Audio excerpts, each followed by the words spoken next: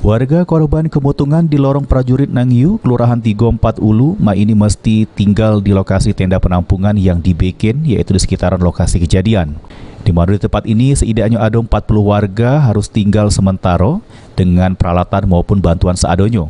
Menurut keterangan salah satu warga korban kemutungan yaitu Fatima, akibat kemutungan minggu lalu, dia sama keluarga tak punya apa-apa lagi. Ini mereka cuma nyiso ke baju di badan bae. Namun demikian, Fatima masih bersyukur karena keluarganya selamat galo. Ngaung-ngaung di berangkat itu, tidur juga. Rumah Sudah tuh anakku yang itu nama Ipan itu, yolah beranak kecil. Anak itu dibanting ini baik itu perungunan. Untung lagi nih selamat.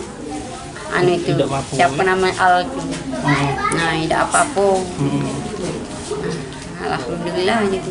Penting nyawa gitu. habis sama kita. Habis ludes, masih tanggo weh. Sementara, Miss Rina selaku Lurah 34 Ulu dari kejadian kemutungan yang terjadi, ini pemerintah Kota Palembang bakal ngejuk bantuan sesuai yang diperlukan oleh para warga. Diharap ke bagi warga Palembang supaya pacak ngejuk bantuan bagi warga korban kemutungan supaya pacak ngeringan ke beban warga. Mungkin bantuan, tapi saat ini belum datang karena tadi untuk sebentar lagi. Bantuan berupa apa itu? Kalau yang rumah terbakar aku kira bantuan untuk rumah ya. Cuman yang terbakar untuk keluarga mungkin pakaian, makanan, sebagian. Apakah itu untuk dibangun ulang rumah? Kurang tahu terlihat bantuannya berapa. Kalau umpama itu kurang mungkin dibangun ulang yang korban benar-benar terbakar.